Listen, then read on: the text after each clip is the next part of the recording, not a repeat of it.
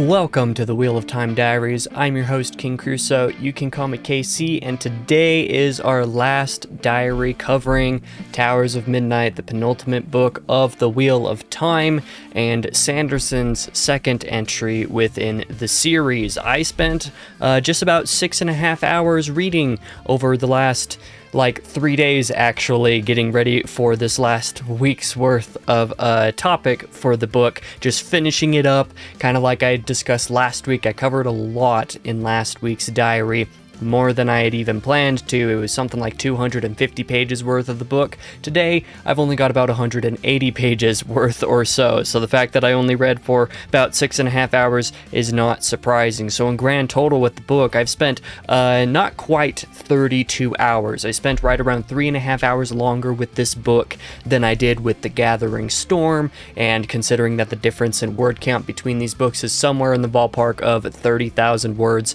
and I tend to read somewhere in the ballpark of 10,000 words an hour, that timeline actually makes a lot of sense to me. I really enjoyed the end of this book, mostly in seeing some plot lines further converging even more than they already have been throughout, I would say throughout the back half of this book in particular, because last week we talked about how Perrin's plotline was finally caught up with everybody else's, but now basically everybody's plotline is now on the same footing, and the last battle's basically just about to begin. This last week's worth of reading just kind of got us up to that point with everybody, and also brought a couple of other side plots a little bit more up to speed in some regards. So yeah, it was a fantastic time reading, I would say. I definitely had a hard time putting the book down and spent a lot more hours than normal the last few days reading just to get through all of this as quick as I did. And on that note, let's jump into the spoiler-free impressions of my actual reading. I don't really have a whole lot else to say about the book at this point that I either haven't said in spoiler-free impressions in the diaries up to this point so far, or that I'm not going to end up saying, this coming Tuesday, when I do my spoiler-free review of Towers of Midnight. But I would say that my general consensus with the book and with this last week's worth of reading is that it was nice to see everything finally coming into the end, basically, and being right up ready for A Memory of a Light. And in some ways, I would say I'm not quite as satisfied with the ending of this book as I was with, say, The Gathering Storms, largely because this, as being the second part of this two-parter, basically going into A Memory of Light, means that this one has a little bit more active setup stuff going on, and in that way means that it's not as cleanly closed off in some regard. That's not a bad thing in the case of this book, actually. I don't think that that's a detriment to it. But it is notable compared to The Gathering Storm, and I also reflect a little bit on this book compared to The Gathering Storm. A lot of my sentiment from last week basically still holds true. There were some timeline and structural issues with this that I'm not 100% sure ended up working out. I think that there were other ways to handle some of that, particularly with regards to Perrin's plotline, and even a little bit of that kind of bleeds through into this week's reading. Not quite so actively, because Perrin is now caught up with everybody else, but there is one particular side POV that we get at the very end that, becomes clear that she was involved with stuff going on with that storyline in ways that the timeline and the structure of the book just didn't fully end up supporting in the way that I think it could have, for example. But, a lot of that's all technical, and a lot of it is, frankly, me kind of nitpicking to a degree. Otherwise, I had a really great time with the book. So, preparing to jump into the actual spoiler discussion for the last week's worth of reading, I would still like for this diary to end up being less than an hour long if I can manage it, because last week was indeed the longest diary following the previous week, which was also the longest diary up to that point. I would like for this one to be closer to the first diary in length, i.e. about an hour or less, considering that I covered about the same amount of reading. So the structure for this week's diary is not going to be too complicated, all things considered, actually. I mean, it's going to seem a little bit more complicated to you guys, but as far as like the timestamps and stuff are concerned, there's not quite as much stuff being bunched all together, I would say. So we're going to have a few sort of miscellaneous POVs that we're going to cover right at the start. That'll be a Seanchan stuff going on, Avienda's storyline, and a little bit of what happens with Rand, because there's only like one Rand chapter in this last week's worth of reading. And then we're going to move on to some of the more big stuff that happens within the week's worth of reading. So that'll be stuff that happens in Caemlyn, because there's a few different POVs that are all converged there that I can talk about all together. We're going to move on to the next setting, which is basically just the end of the book with the final convergences preparing for A Memory of Light. Then we're going to move on to Matt's individual storyline specifically. He does have some stuff going on in Caemlyn, but he does have his own arc in this book that sees him apart from all the other POVs and all the other storylines. So we're going to go over that closer to the end. And then we're going to have some stuff to cover with the Black Tower, actually, which I'll actually end off this diary with, covering the Black Tower, and then a couple final POVs from the epilogue that aren't going to be covered elsewhere. So that'll be the approximate structure. You can check the timestamps down below, or the bar at the bottom of the video, to actually see what's going on with all of that. So like I said, spoiler talk now, starting off with chapter 47, which is a Seanchan POV, or rather in part a Seanchan POV. We very briefly get to POV from Tuon, who of course we got to see a little bit in the Gathering Storm, particularly with regards to Rand. A failed attempt at negotiations between Rand and the Seanchan goes rather poorly, and then the Seanchan decide to obviously ransack the White Tower at the end of that book. It's a pretty big moment. Up to this point in Towers of Midnight, however, we haven't really seen very much of the Seanchan, basically, if at all things considered, aside from like the random characters that appear in other storylines were important. But even some of that I'm thinking of off the top of my head actually are in other stuff that we're going to talk about this week. So we haven't really seen the Seanchan this week. So we do get a Tuon POV in chapter 47 where Elaida is actually brought before Tuon, because of course Elaida was captured by the Seanchan at the end of the Gathering Storm, and so she is brought before Tuon in this scene, and it is revealed the power to make gateways. Elaida is forced to show that she knows how to make gateways, and the Seanchan basically use this to their advantage, or they plan to use this to their advantage. Tuon plans to have her people learn how to make gateways so that they can enact a larger scale assault upon the White Tower with it, because they made that initial assault, but now they have a way to be able to do a much larger battle force against the tower, and they plan to use gateways to do that. So that's what we get from the Seanchan. The other random POV that we get that is caught up on in this book is Avienda. I believe last week we did have like one Avienda POV that was basically just her, approaching Rhuidean to go through her journey with all of that for the second time. And this sequence, chapters 45 and then 48 and 49, are, as far as Avienda is concerned, doing that, completing that storyline, where in 45 she's looking over Rhuidean, contemplating the place of tradition in regards to the Aiel. This is something that she was, kind of thinking to herself about in the last chapter. She thinks about what it is that tradition means for the Aiel now that so many of them are in the wetlands and the last battle's approaching, and what that means for them moving forward. There's a lot of question marks about what the Aiel are actually going to end up doing after the last battle is over, and she also thinks about what her place within the topic of Aiel and those traditions are in that sense as well.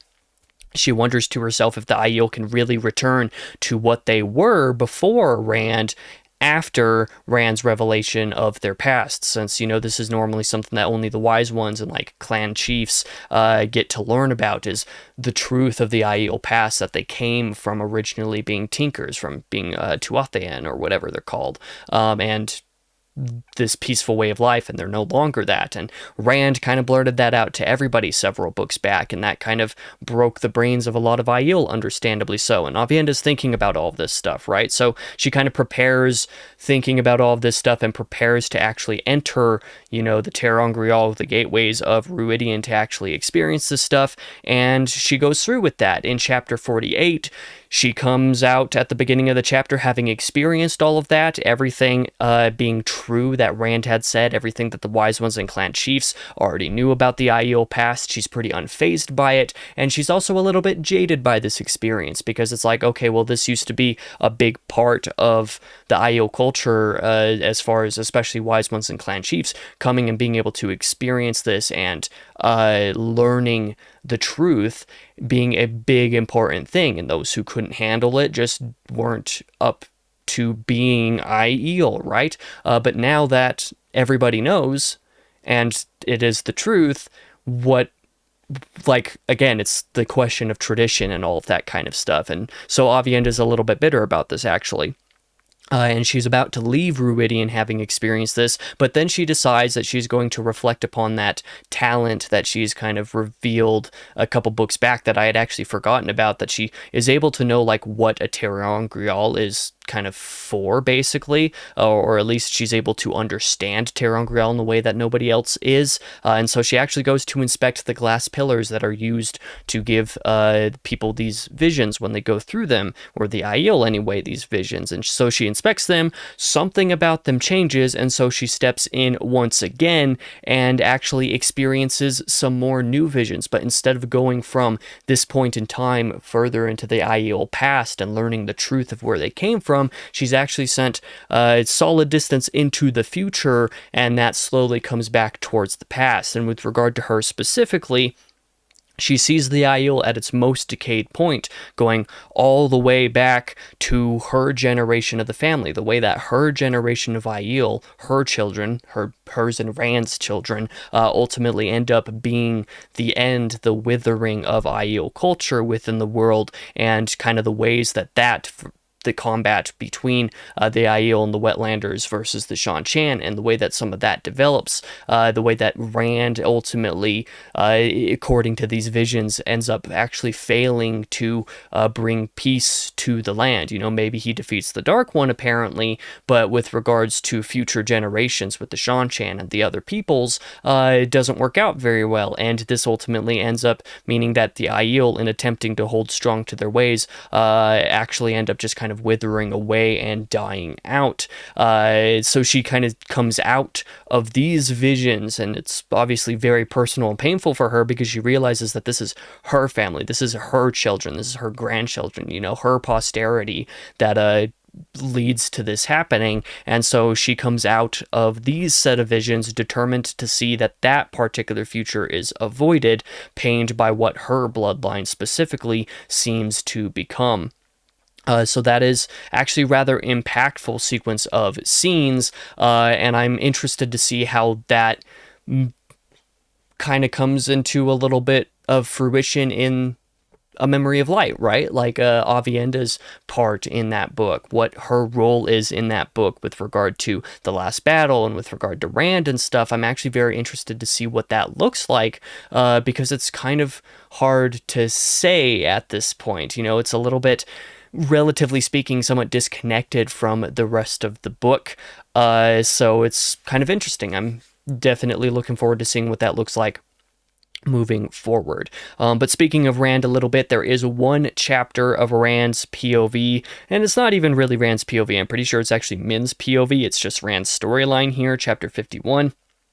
Which is Rand actually making do on what he said he was going to do in last week's reading, I think, where he said that he was actually going to meet with the Borderlander nobles who are gathered in whatever the place is called, Farmading, I believe. So Rand is actually now heading out to meet those Borderland nobles alongside Min and Cadsuane. When first meeting with those Borderlanders, he is basically assaulted by them, bloodied a little bit by it. He bleeds a little bit from his mouth, and he is basically forced by them to speak the memories of some of Lews Theron's memories regarding a particular woman whom he killed in the Age of Legends, who this person was, all according to a family-kept prophecy known only to one of those Borderlander nobles, and the others, of course. Their entire plan with meeting Rand was basically, we're going to bloody him a bit, make sure he knows these memories, and that will confirm for us that he is the Dragon Reborn. And so that works out, but when, they explain to Rand what happened, because obviously they just slapped the Dragon Reborn, and that could have gone very poorly indeed. Rand does reveal, how close that plan of action was to failing them inherently, specifically because of, if they had done that literally just weeks earlier or whatever, when Rand was still in the state that he was when he was initially going to go meet the Borderlanders, but then stormed off instead, it probably would not have gone well. He even makes a comment about how he would have used balefire on them or something. Like, if you had done that not so long ago, you would be completely gone from the pattern at this point. And they were like, but how could you do that in here? And Rand makes another comment, and this comment kind of disturbs Cadswain a little bit. He includes a comment about, the blocking of the one power that formatting has, because it has these stuff there where it blocks the ability to channel unless you have like a well of something to be able to channel, like what Cadswain has, or if you're Rand and you can wield the true power, which is different than the one power. And yeah, that's a disturbing comment that not very many people are going to understand, but it was an interesting one. You get a little bit of that hint of the darker Rand there, him acknowledging that darker side of himself, which was kind of interesting. But yeah, he does reveal to the Borderlanders that he is indeed going to break the seals, and also gives the Borderlanders now a choice to either swear to him now and return to their own countries and obviously keep watch and defend against the Blight, or that they're going to be left to basically watch everyone else do their job for them in formatting, and therefore fail in fulfilling their duties in the process. So he gives them that ultimatum, tells them they have, I don't remember, it's either like an hour or a day or something like that, to make that decision before he goes to the fields of Merrilor, where he is going to be meeting like Egwene and a bunch of other people regarding the sealing of the Boar. So, yeah, that all happens.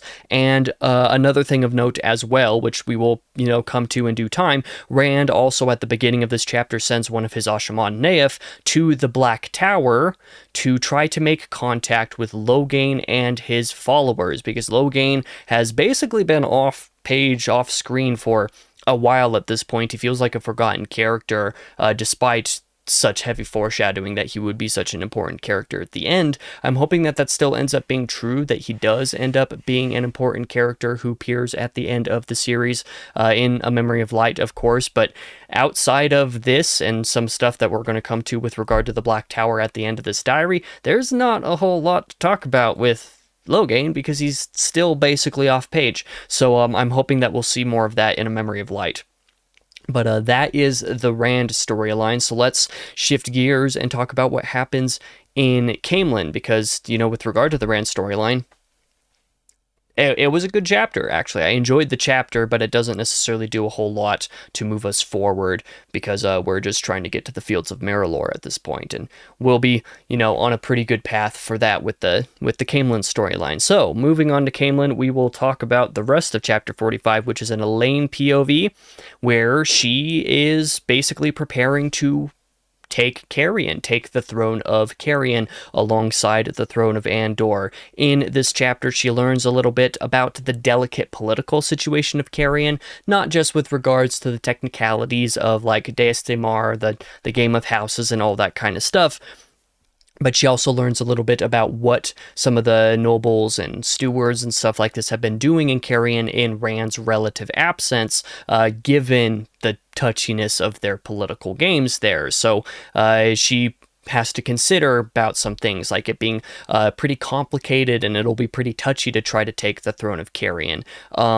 So she's having to consider some of these things. Within the chapter, Galad and Morgase show up, however, revealing that Galad is now a White Cloak, and that Morgase is indeed alive. And so they go on about telling Elaine what has happened to them in their time apart. Both of them tell their personal stories, and it is ultimately determined in the scene that Morghese can actually be a pretty helpful buffer between Elaine and Perrin, politically speaking, because there are some big question marks that have been starting to develop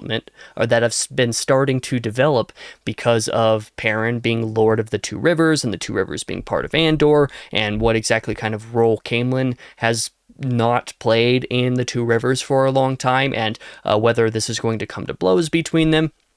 So there are actually some pretty big questions about that, and those questions start to be answered in chapters 47 and 50, I guess. In chapter 47 specifically, we have a switch over to Perrin's POV in Caemlyn, where he and Zareen meet with Elaine and Morghese, specifically regarding this political situation that I mentioned, and ultimately speaking, an agreement is actually reached for Perrin to be the Lord of the Two Rivers, but for him to be the Lord of the Two Rivers ostensibly as stewards of that area for Rand. It is determined that, politically speaking, it'll work out because, Perrin being given some sort of preference over some of the other houses of Andor might look a little bit strange and might put Elaine in some hot water with some of those houses. So it is determined that instead of just letting Perrin kind of do what he wants in the Two Rivers, it's like, okay, well, Elaine and Rand are involved to some degree, and it will become clear, before too horribly long that they have been involved. And so if Elaine gives part of Andor, like the Two Rivers region specifically, to Rand, and Rand, while he's not in the Two Rivers, has it being stewarded by Perrin as Lord of the Two Rivers, then that greatly reduces the political complications, such as them not paying taxes to the crown, because the Two Rivers hasn't been paying taxes for a long time because they've Andor has basically not really cared about the Two Rivers for a very long time. So that's something to consider. And so this agreement is basically come to, and there are other political technicalities all involved there. But it was an interesting scene between them. Obviously, Morghese does act as that kind of political buffer between Perrin, who's pretty set on now lording the Two Rivers because he has finally taken up that mantle a little bit more fully as of last week's reading, and then between Elaine, who is the new queen. So that all happens. Perrin goes on to have a meeting with Mat, where they share their collective experiences since the last time they were together, which was, I don't even remember the last time. It's been a long time. But they talk to each other about what's happened to them, and then Mat also goes on and makes the request for one of Perrin's Ashaman to make a gateway for him and Tom and Noel to be able to reach the Tower of Ghenjei. He goes on to explain some of that plot off screen a little bit. And notably, I will go ahead and mention, just because it was funny, there is actually a line within chapter 47 that was very funny about Perrin being pretty surprised by everything that has happened, by how much has happened within Mat's life and Tom's life a little bit, meeting with them.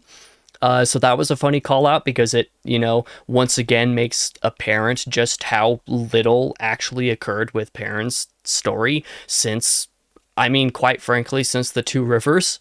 Like, not much has happened with Perrin at all. He was at the Two Rivers, and then he helped free Rand at Dumai's Wells. And ever since then, Perrin has done basically nothing. So that was just a funny little thing to have called out specifically. But yeah, that happens. And then the next time we're in Caemlyn is chapter 50, returning to another Elaine POV, where she holds a political meeting as a display in Andor specifically, but regarding Carrion. So instead of just marching on Carrion directly and immediately, she actually has some Carrion and nobles brought to Andor, and so she offers some of Andor's former nobles' land to Carrion nobles, because, some of her opposers, some of her opposition when she was taking the crown of Andor involved some of the other houses, of course, and those houses, the leaders of them were imprisoned afterwards because of, basically going against the now current queen, and their individual houses don't have the kind of money to pay ransom for them. So Elaine decides to just go ahead and in an official capacity, seize the lands of those nobles, and she's now offering those lands to Caemlyn nobles to basically make this ploy of, hey,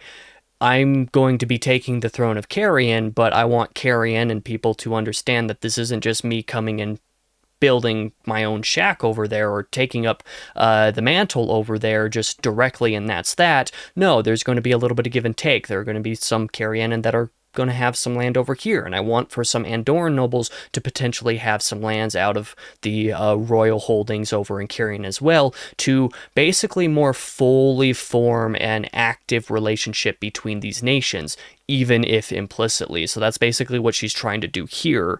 So she makes her claim on Caemlyn in this way as being less invasive by making offers to Caemlyn's nobles this way, and the way that she did it with particular nobles, she had some political maneuvering going on where it's like, okay, well, the people who aren't too supportive of Rand in Caemlyn, but also aren't too oppositional to Rand in Caemlyn, are the people that I want, because those are the people who are going to be the most dangerous to me over there. And with some of this maneuvering that she's doing politically here, that means that she's giving some land to some of her dangerous opposition in Andor, and they're also going to still be in Caemlyn. But in this way, she's also making allies out of those people at the same time, because these are people who feel like they're going to now have a better chance at being able to take either throne or both of them from Elaine now. And so Elaine being able to choose her enemies in this way is a very, it's a very politically driven move, and so far seems like it's going to end up working out, because the next time we see Caemlyn is once again Elaine's POV in chapter 52, where she goes with a contingent of about 100 people into Caemlyn and is escorted by some Caemlyn folk as well into the city, into the country, and takes the castle as promised from those who were stewarding it in the wake of Rand. And so, there's a foiled sort of quasi-assassination plot that occurs here, where Birgitte finds a needle that would have assassinated Elaine within the cushion of the throne. So that is something that is discovered. It's obvious that, not everybody is inherently in support of this already, but again, this is nothing super unexpected in the first place, but in order to make an effective first impression of her leadership in Caemlyn, or rather her control over the country, the fact that she does have this claim over it, and that it is hers and not just Rand's or whatever else, she immediately has orders put out for men within the city to be conscripted to military service for the last battle, and for that to happen, basically immediately, because in the next day, basically, she's going to be taking that army along with some of her own to go to the fields of Merrilor to meet with Rand, like I said, the next day. So there's a lot of political stuff going on. But for the moment, it seems pretty apparent that Elaine now holds both crowns and is in control of both armies to some degree. Meanwhile, Mat has a sort of metaphorical conversation about some things with Mistress Anon back in Caemlyn, as he is otherwise preparing mentally to go to the Tower of Ghenjei. I didn't feel like any of what was said there was super worth noting, but it is worth noting that Mat is still in Caemlyn, planning for going to the Tower of Ghenjei. And then, of course, the next scene that is relevant here is chapter 53, where Perrin actually sees Mat and Tom and Noel off to the Tower of Ghenjei, because his Ashaman actually makes the gateway for them to go over to that area. He sees them off, and then Perrin takes his entire army with him to go to the fields of Merrilor once again to meet with Rand and Elaine and Egwene and all of this stuff basically being centralized in this one location. That's not the only thing relevant to this storyline in chapter 53, but all of that will be in Mat's storyline, which we will circle back to here in just a moment, because in the fields of Merrilor, basically all of our main characters are here now, except for Mat, because he's going to be doing something else instead. We end up going to chapter 56, where we have a Elaine, sorry, not Elaine, and a Gawain POV where Gawain actually suspects that, everybody's gathered at the fields of Merrilor. This means that the White Tower is now at this point as well. That includes Egwene and Gawain, with Gawain being Egwene's warder now. And there is a conversation in this chapter where Gawain tells Egwene that he's kind of worried that Perrin specifically, since he has arrived in the field, he's kind of set up his forces basically away from everybody else's. They're waiting for Rand to show up, but Gawain suspects that Perrin is probably going to take Rand's side regarding the breaking of the seals. This is something that I believe Perrin also expressed to Matt, maybe? I forget who, but he does express it to somebody where he's like, this is something that actually kind of makes sense, from a blacksmithing perspective. If you want to make a new sword, you make a new sword. You don't try to take an old one and use other pieces to fill it out and fix it. If your sword is broken, just make a new one. You just make a new blade. And so he sees the handling the seals of the boar the same way with Rand, and so he is probably going to take Rand's side. But Gawain is a little bit worried about that, and Egwene kind of has to take that into consideration as well. She's not entirely convinced that that's the case, but she is thinking about it. And within the scene, Elaine and Morgase also arrive, where Gawain is reunited with his mother, and then, Egwene and Elaine are about to actually talk about this a little bit more fully amongst themselves as well. And that particular scene ends with Rand arriving at the fields of Merrilor, as indicated by the clouds and stuff parting. So that'll probably be a big part about the start of A Memory of Light that is worth talking about at that point, because, so many of our major characters and our major storylines have now converged at this particular point within the fields of Merrilor. But that isn't the only thing relevant to all of this. Let's talk about a couple of the scenes of the epilogue. Things like a scene of Perrin entering the wolf dream one final time to go ahead and do what Hopper had kind of told him to do when Hopper died in last week's reading, and that was to talk to Boundless, one of the other wolves, because Boundless would have some of the answers, or would be able to answer some questions about what was going on.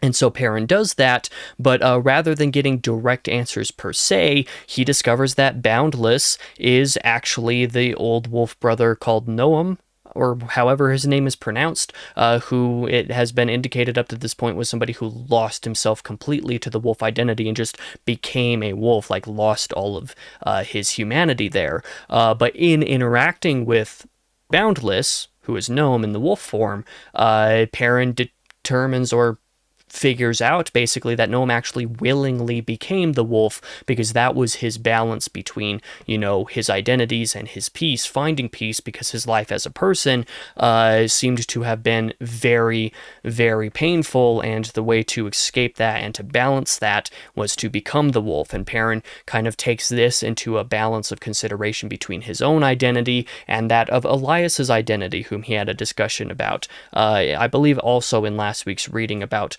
the balance between your humanity and your wolfhood, and, coming to terms with where that's at and having that balance. And he kind of realizes that all three of these people have a different balance and that they are content about that within themselves. And that kind of, gives him a little bit of peace in a way.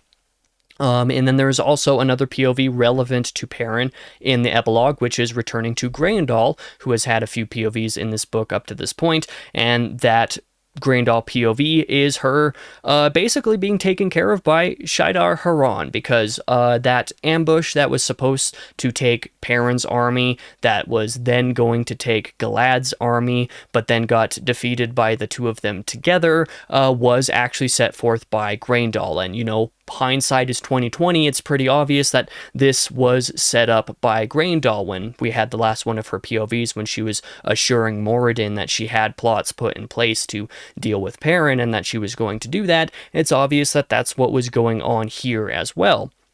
That's what that ambush was, that it was her, and this epilogue reveals or confirms the fact that it was her. The issue is that, again, with some of the structural issues with Perrin's storyline and with some of the other storylines in here, given, where Grendel's at, and the lack of confirmation, or the lack of clarity with regard to how much time actually elapses between certain POVs, particularly in these side stories like Grendel's. I don't think it was actually as effective, this reveal in the epilogue, as it could have been, just because Perrin's storyline was so messed up compared to everybody else's, that like even though it's obvious that that ambush was set up by Grendel, given some of the other clues and information in there, like it's really obvious, it doesn't feel like a satisfying reveal or confirmation in a way because of the timeline issues. That's something that I will say about that, which I find that to be disappointing. I don't like saying that that was disappointing to me, but alas, it was. But that is everything to do with Merrilor and Caemlyn directly. Let's move on to Mat's storyline after he is sent through that gateway by Perrin Zashaman to make it to the Tower of Ghenjei alongside Tom and Noel. And that is honestly a pretty exciting sequence. There were some aspects about this that I was a little bit disappointed by to some degree until I wasn't disappointed by them anymore. So just in terms of what actually happens in chapter 53, they reach the tower, they wander a bit within the tower because they do make it into the tower. They get in there with their supplies, with their stuff, with their cheating tools. They wander around a little bit until they are confronted by a particular Eolfin character who promises to take them to where they wish to go if they leave their cheating implements behind. But Matt has Tom basically put it to sleep with music as one of the cheating implements, because no, they're not going to get rid of their music, they're not going to get rid of their iron, and they're not going to get rid of their fire, because they're going to basically need that. In order to win the unwinnable game, you have to cheat at it. So Matt resists this first Eolfin in this way, and in basically finding their way to where they need to go, this, I guess you could call it the central room, I guess, of whatever it is, of the Eolfin realm, in order to find Moraine there, Matt kind of determines that he needs to use his own personal luck to guide them, basically. And to do that, he actually starts doing that by using dice. He rolls a dice and determines that if we get a roll in amongst these numbers, we're going to go this direction, this direction, this direction, or this direction. Depends on what he rolls on the dice. And so they do that. But rolling the dice, they end up going back and forth between a couple rooms a couple times. But it's not actually the same room that they're going back and forth in. It is changing. But after doing this for a little while, they end up, getting to a room or a space where they are overrun by the Eolfin. So they're able to make some progress, but then there's just a ton of these fox people out in the shadows, and they barely manage to escape them because they're just about to do their own tricky things and try to kill all of them, try to trap them in the tower, try to feed off of them to some degree. But like I said, they do manage to barely escape to the next space, not by using the dice, because Matt tries to use the dice, but those are snatched up. Then he decides that he's actually just going to use his own personal sense of direction, his own personal luck. He's just going to spin around in a circle with his eyes closed and point in a random direction, and that's the way that they're going to go. And this seems to work out as well. There's a degree to which this sort of mechanic, quote unquote, is a little bit cheesy and a little bit odd, but given the degree to which luck and dice and all this kind of stuff plays into Matt's character throughout the series, I think it's fine. If it was any other character, I would be very not enthused by it, but given that it is Matt, I'm pretty much fine with it. But so they do manage to escape this Eolfin horde and manage to make it already to the throne room, where they actually find Moraine there and where Tom frees her.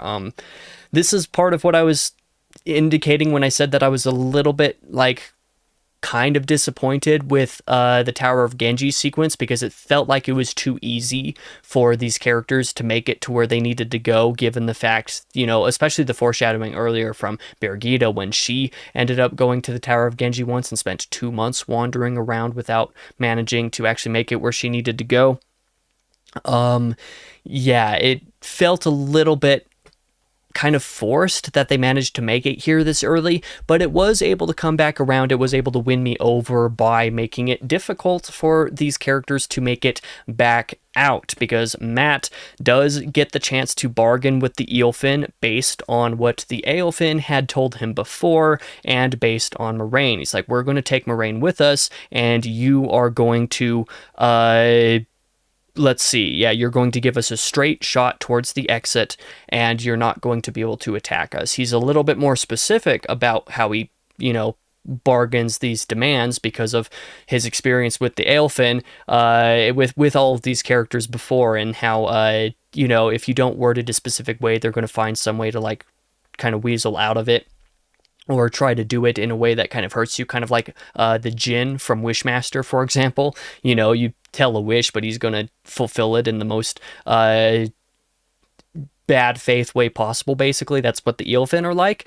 And so he makes this bargain, and the Eelfin are like, that's going to cost you a lot. What are you going to do with this? And he uses an answer that he got from the Eelfin way back when he was there in Rhuidean, back in the Shadow Rising, and says the price is going to be half the light of the world, and I will pay that price, because he was told by the Aelfin that he would pay that price, half the light of the world, to save the world. And half the light of the world means that he gets his eye ripped out, basically. So Matt loses an eye, but they win the bargain. Unfortunately, Matt wasn't quite specific enough with his request, because he said that the foxes wouldn't be able to attack any of them on their way out, but he didn't say anything about the snakes, who are the Aelfin.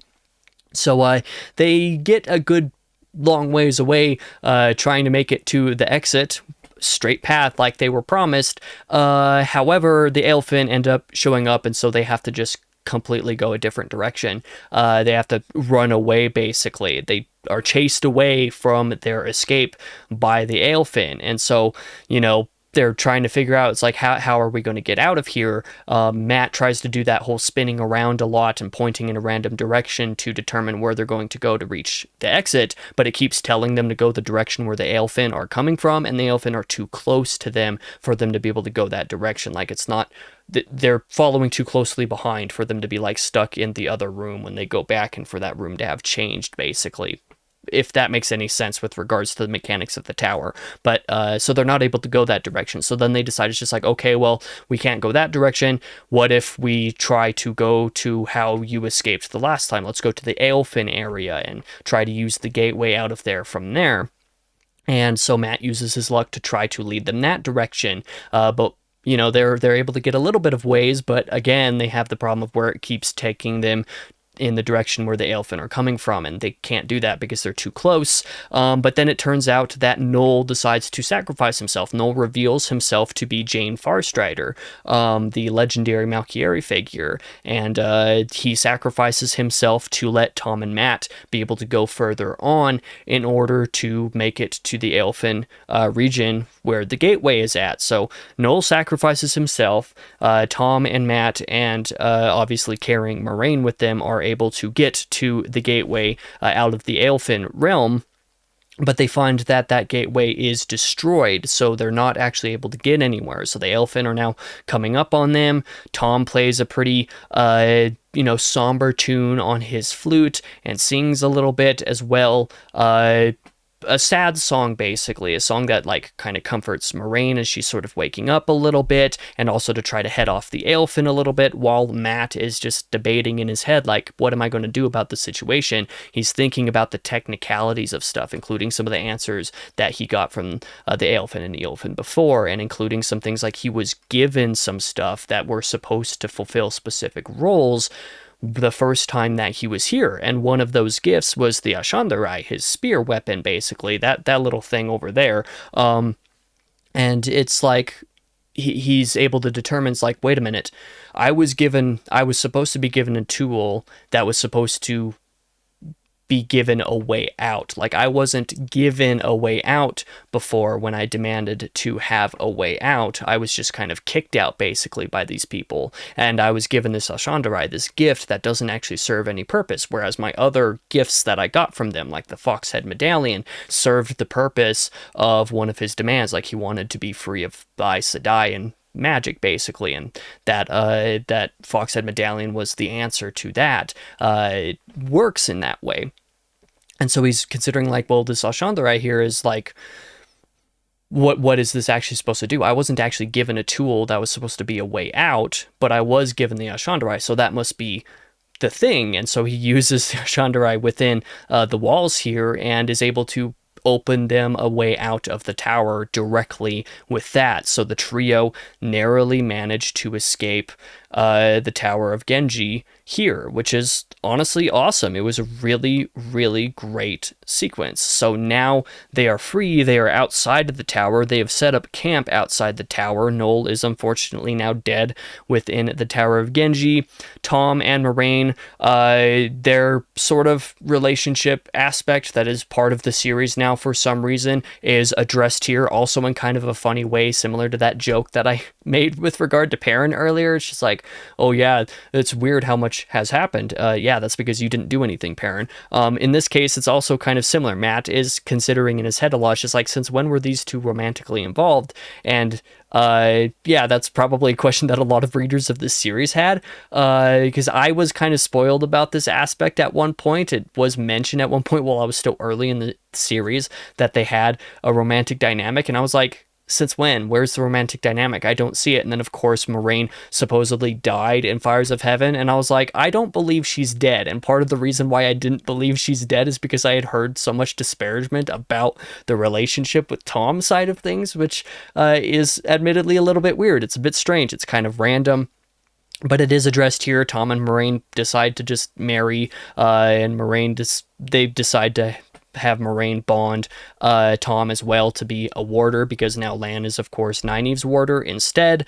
So there's some of that stuff that gets taken care of, some of those loose ends tied up, I suppose. Moraine obviously hears in the scene a little bit about what's going on with Rand and the world outside. Yeah, that's basically what happens there, and we're prepared for Moraine to take a role in Rand's life and in his storyline in the last book. Like I predicted, I'm supposing that that's because Moraine is going to be the other woman who has to link with Rand and Nynaeve to make Calendar work or Cadence, whatever it's called. I always forget the names of the weapons in these books. It doesn't help that Calendar, I think, is it's too similar to the word calendar, which like kind of breaks my brain for whatever reason. But anyway, that's something that I predict is going to be in the next book, is obviously Moraine being reintroduced to Rand, that she is in fact alive, and she's probably going to be the other Aes Sedai, the other female channeler that he decides to link with in order to wield it in the last battle. That is my guess there. But that is all with regard to Matt's storyline directly. So we're going to move on to Black Tower happenings, because there is some stuff going on with the Black Tower, finally, that is also worth noting, that is also worth mentioning. There are just a couple of scenes in the Black Tower, a couple of them from a particular Ashaman initiate named Androl, and then there's one from Pavara, the Red Aja POV as well over there. So there are a couple impactful scenes, actually. Going back to chapter 46, we have the first one of Andrel's POVs, where he and some other Ashaman initiates who are loyal to Logain specifically and not loyal to Taim consider the apparent divisions and implicit tension as a result that is within the Black Tower. Because, of course, they have noticed that there was some butting heads between Taim and Logain has been gone for a little while, and Taim seems to be kind of, you know, he's been kind of like pushing his hand a little bit with regard to the tower, with regard to the Ashaman. There's been some ways in which he has been pretty actively powerful, we shall say, in some regards. Things like refusing Aes Sedai the ability to bond full Ashaman. He has not allowed them to do that. He only wants them to be able to bond the learners, basically, the ones who are not full Ashaman. There's also the fact that he is probably spreading rumors about Rand being offhand, you know, as basically approaching betrayal, suggesting that Rand is not actually been taking care of the Black Tower, that he doesn't care about them, you know, ways in order to make some of the Black Tower initiates swear to Taim rather than to the Dragon Reborn. So there's some of that stuff going on. They're pretty sure that Taim is spreading all of the negative rumors about Rand within the camp. There's also the fact that there are plenty of folk within the Black Tower that seem to be growing too powerful too quickly. People who are like pretty weak in the one power or in the power that suddenly are able to be raised to full Ashaman by Taim surprisingly quickly. There are also in a couple of these things occurrences of characters that appear a little bit off, a little bit different than they should, that are suddenly like becoming full Ashaman and becoming like loyal to Taim despite previously being ambivalent or otherwise loyal to Logain. So there's like some big question marks about some things that are happening in the Black Tower. There is, of course, the fact that Logain has basically been missing for weeks that people aren't sure about. The next scene is one from Pavara's POV in the Black Tower, where her and the other Red Aja who had been sent to the Black Tower to bond some of the Ashaman and return to the tower, basically, are considering what they're going to be doing there because they aren't being allowed to bond full Ashaman still. Taim is still refusing them access to do so, and he tells them as well within this particular scene that there are other Aes Sedai outside the tower who are claiming to be from the White Tower, and this concerns the Red Aja a little bit as well. Taim also subtly implies that nobody can leave now without his permission because he has set up a perimeter of towers with Ashaman within them that are basically not going to let anybody in or out without permission. And it is also, it's just kind of a disconcerting situation. Pavara just kind of decides that she wants to go. She wants to just, bond a handful of the dedicated and leave. But the other Red Aja with her have, for whatever reason, strangely decided that they don't want to do that. There was one who had agreed with her that that was probably the right choice, but now suddenly doesn't agree with her that that's the right choice. This is one of those cases of a character who's like not behaving the way they should, and that being kind of weird to the other characters around them. And so Pavara's just like, okay, that's it. I'm leaving right now. So she tries to go to a sort of hidden off place in the forest to make a gateway to just leave and go back to the tower, and she's not able to. The weaves collapse, and so it becomes a question just like, okay, so did Taim just trap the women in the White or in the Black Tower here so that they couldn't escape without him knowing? And no, gateways don't work for men either, because Androl and some of the others are also trying to form some gateways to try to leave the tower because, they want to go try to find Logain, basically. Gateways don't work for the men either, but Taim seems to be able to replace the consciousness of people as well. Like I said, this is kind of part of the weird stuff that's going on. Not only are the gateways not working at all anymore, but there's also the fact that there's a particular character who was previously really loyal to Logain, who has suddenly shifted sides and is loyal to Taim and has become raised to being a full Ashaman, and shifted his loyalties entirely. And one of Androl's other buddies had talked with this other character, and it's determined like this person has the memories of the character and in some ways is able to pass off as them, but like the actual attitude, the actual personality, how this person behaves, it's a different person. Like this is not the right person anyway. Like there's something notably different about them, and Androl is able to notice this himself as well when he has an interaction with that character. So Androl has basically decided that within the Black Tower, now that there's this perimeter, they can't escape and gateways aren't working. He's like, okay, well, that's concerning, but he does recall that there was a few days back where there was one of the Aes Sedai who was making a fuss at, the sort of entrance to the Black Tower, basically, who was making a fuss about sort of this situation as well. And so he decides that he's going to gather all of the people within the Black Tower who are still loyal to Logain, all of the Logain sympathizers and their families together in one specific part of the tower to barrack together, basically, to just kind of band together. And then he's going to attempt to make a pact with Pavara, presumably. He goes over to the Aes Sedai area, knocks on the door, Pavara answers, and he's just like, look, I heard that you're trying to escape, we're trying to escape too, like something's very wrong here. And she's like, okay, well, there's nobody else here right now, let's discuss. And that's where that scene ends. And I'm looking forward to seeing how that goes, because the Black Tower actually being involved in the story again, and particularly with the Black Tower trying to find Logain, and Logain being loyal to Rand, obviously, rather than Taim.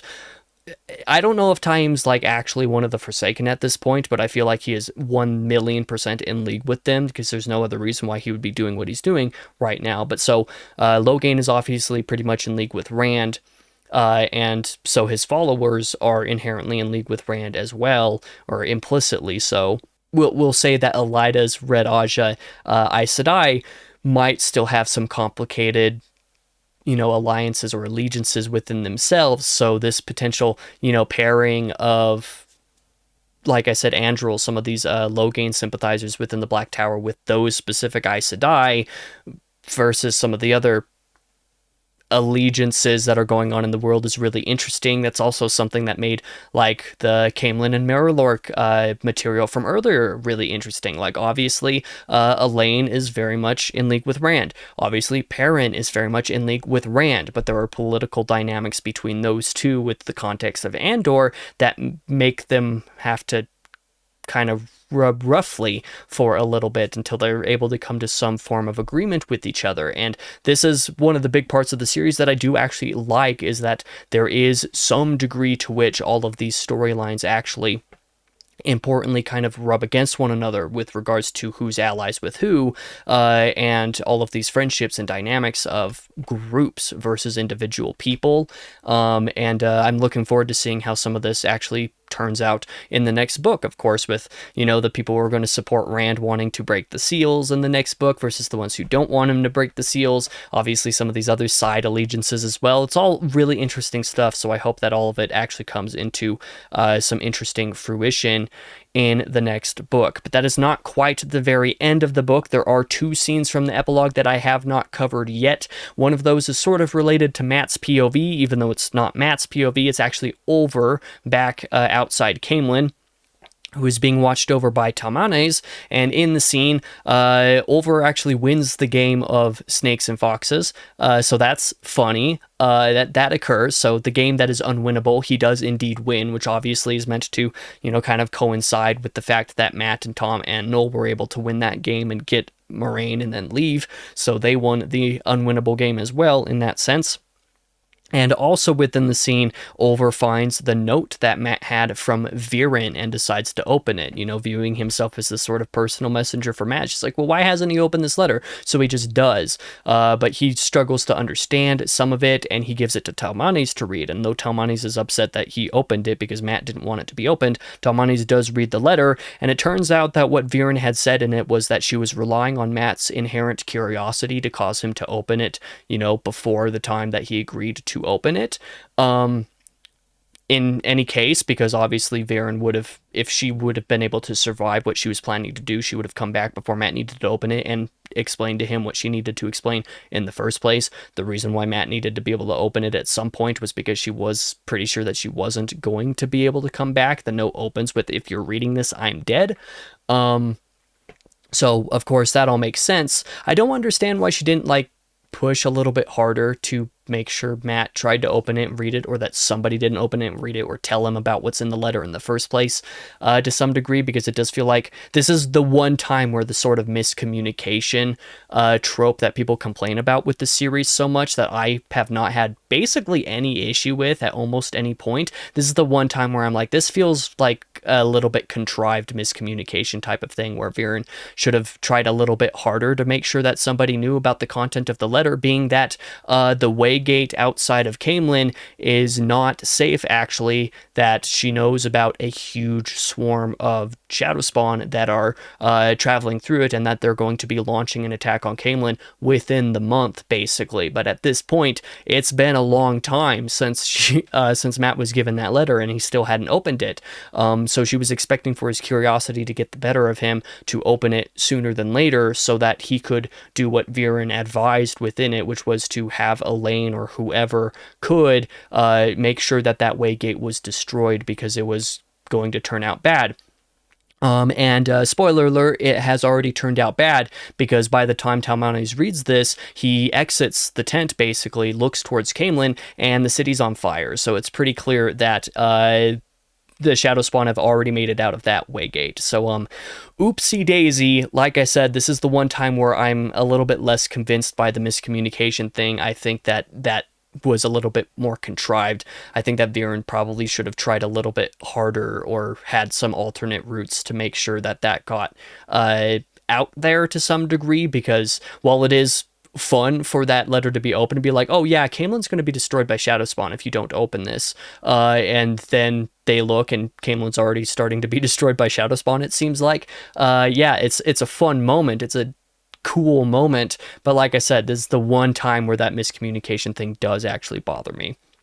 The last scene of the book, however, is actually Lan again. We've had recurring scenes of Lan within the Borderlands, going ahead and, growing his army, unintentionally so, basically. But in this final scene, he is at Malkir, he is at Tarwin's Gap, able to launch the assault that he planned to assault upon the forces that are waiting on the other side of Tarwin's Gap with 12,000 people. He has somehow managed to gather now 12,000 people. Probably most of those people are supporters from like those noble grandchildren that he picked up in the last one of his scenes, and they make their charge upon Tarwin's Gap. So that is cool as well. Like I said earlier, it is like gathering up all of these characters and getting them to the last battle is what this book is doing very clearly, because yeah, with Caemlyn being invaded there, that's a last battle type of thing. We've already had Merrilor being defended for a while in this book. That's a last battle type of thing. Tarwin's Gap is a last battle type of thing. Everybody's gathered at the fields of Merrilor, which is where Rand has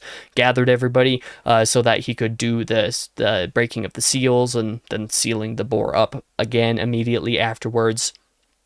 As a last battle type of thing. So yeah, we're like right on the verge of it, where these last 3 books here actually feel like they're all centered around this event, whereas like the Slog arc, for example, there are several books in there where, you're making some references towards the last battle. It's just like the last battle is almost upon us, we need to prepare for that, but like you can still tell that it's like not like that close, basically. These books, like it actually is, from all the way from the beginning of the Gathering Storm through now. It's like the last battle is like imminent, basically, and in some ways has basically already started, depending on how you view it, such as in this book. So Memory of Light is probably just going to be one very large battle sequence for the most part. I know there is that the last battle chapter in the middle of it, which is like 190 pages by itself. Not to mention everything else that's going to happen in that book, but like there's a lot to get through. There's obviously all of the last battle stuff on multiple fronts of battle. Like there's going to be the stuff at the Borderlands, like Tarwin's Gap, for example. There's going to be Arid Domain, which is obviously one of those points of battle. There's going to be wherever Rand's at. There's obviously still the Shan-Chan stuff going on that's going to probably be a big question mark. There's, of course, who am I forgetting? There's Avienda, how she fits into all of this. There's the Black Tower and how that's going to end up circling in on everything. So like, yeah, there's a lot going on at this point, and Memory of Light is going to be huge, and I'm looking forward to that. My first diary for that book will be next week. I plan to cover about 200 pages in each of those first 3 weeks. That'll get me up to the last battle chapter. The 4th diary will probably just be talking about the last battle chapter, depending on how things are structured within the book, because that one chapter is by itself basically 200 pages, so I'll probably do that, and then the last 100 or so pages will be like the 5th week, the last diary for that book. I'm not going to anticipate reading all of the last battle and the end of that book and making all of that one video. So that is my rough plans for what the next handful of Thursdays are going to look like for April. Thank you for watching this video. That is the end of this. I did really enjoy Towers of Midnight. There are a lot of structural issues with it that do kind of bring it back down for me, but if you want to know a little bit more about my thoughts on that in detail, despite still being spoiler free, I will have my review for the book out next Tuesday. I'm just about to go record that now, actually. So thank you one final time for watching. Appreciate everybody who has been with me for the last 3 years almost regarding the Wheel of Time. I'm almost done. In about a month it will have been 3 years since I started reading the series, and over this last month I'm reading the final book, so that's going to be cool. Thank you one final time for watching. For now, I have been your host, King Crusoe. You can call me KC, and I hope to see you guys in the next video.